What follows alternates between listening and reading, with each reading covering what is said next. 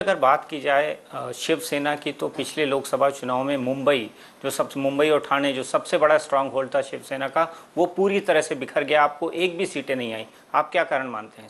शायद हो सकता है कि हमारे जो वोट्स थे वो बिखर गए। भूल एक बार हो सकती है, बार बार नहीं होती। और पिछली बार जो भी बात हुई, आज सब लोग एकदम चौंक गए कि अरे हमारे वोट टूटे और जो हमें नहीं चाहते वही हमारे सिर पर आके बैठा। तो अब जनता ने फैसला किया है कि डायरेक्ट और इनडायरेक्ट कांग्रेस को वोट नहीं करेंगे। तो आपको लगता है राज ठाकरे की पार्टी ने आपको नुकसान पहुंचाया उन विधानसभा लोकसभा डायरेक्ट हो या चुनाव? इनडायरेक्ट हो, लोग कांग्रेस को मदद करने के लिए तैयार नहीं। जो भी कांग्रेस के लिए काम कर रहे हैं, ऐसे किसी भी व्यक्ति को वो मतदान नहीं करेंगे। आपका इशारा है राज ठाकरे कांग्रेस के होगा, लिए काम कर रहे हैं? होगा। और क्या, मुंबई म्यूनिसिपालिटी में कांग्रेस की सहयोगी पार्टी है, तो साथ है ही उनकी। अगर हम पीछे की बात करें तो 2004 में क्यों हार गई शिवसेना, आपको क्या लगता है? दुर्भाग्य की बात है कि उस वक्त नहीं भरोसा किया लोगों ने, और शायद 99 में हमारी सरकार या 2004 में सरकार क्यों नहीं आई, तो उस वक्त हमारे मुख्यमंत्री पद के जो दावेदार थे वो व्यक्ति जनता ने पसंद नहीं की कि अरे बाला साहब हमें चाहिए, शिवसेना चाहिए, लेकिन ये नहीं चाहिए। ऐसे भी हुआ होगा। अगर बीजेपी शिवसेना की युति की बात की जाए तो जितनी शिवसेना मजबूत है उससे ज़्यादा बीजेपी कमज़ोर है। सेंट्रल लीडरशिप में प्रॉब्लम है, स्टेट लीडरशिप में प्रॉब्लम है। आपको नहीं लगता वो इस चुनाव में असर करेंगे? बिल्कुल नहीं लगता। और अगर कमजोरी की बात करें तो पिछले लोकसभा में एनसीपी की हालत क्या है, स्थिति कितनी बुरी है। इसके बावजूद कांग्रेस और एनसीपी का गठबंधन है।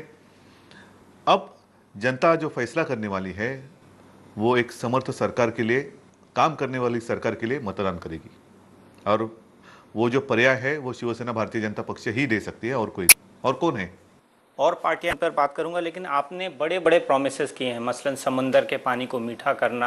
आपने कहा है कि बिजली की कटौती हम कम करेंगे, ख़त्म करेंगे, किसानों को पेंशन देंगे। लेकिन आपके जो घोषणा पत्र है उसमें एक मुद्दा नहीं आया कि इसके लिए आप पैसे कहाँ से लाएंगे। घोषणा पत्र में पैसे कहाँ से लाएंगे ये नहीं कहा जाता है। घोषणा पत्र में हम क्या करेंगे वो कहा जाता है, और पैसे का बंदोबस्त उसका अभ्यास करने के बाद ही हमने वचन दिया है। जैसे आपको मैं याद दिलाऊं, जिस वक्त हमारी सरकार महाराष्ट्र में थी, उस कार्यकाल में जितने सारे वादे हमने किए थे लगभग पूरे निभाए। आज भी सब लोग याद निकाल रहे हैं कि 5 जीवन के लिए आवश्यक जो चीज़ें होती है उसके दाम हमने रोक कर रखे थे।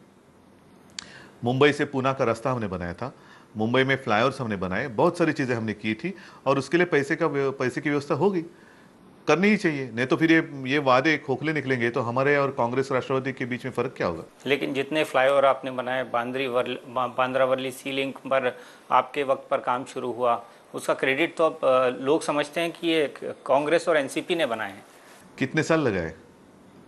फ्लाईओवर्स तो हमने बनाए, खैर वारला वरली बांद्रा सीलिंग जो उस वक्त शुरू होने जा रहा था, मेरे पिताजी के हाथों से भूमि पूजन हुआ था, उस वक्त 2004 तक ये जो ब्रिज है वो वर्ली तक पहुंचना चाहिए था।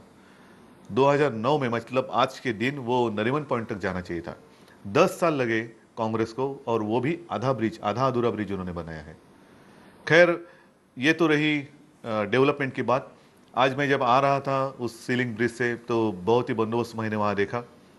मैंने पूछताछ की तो अब वो ब्रिज को भी आतंकवादियों का धोखा है। तो ये कैसी जिंदगी है, क्या कर रही है सरकार। आतंकवाद के मुद्दे पर आपकी पार्टी का रुख क्या है?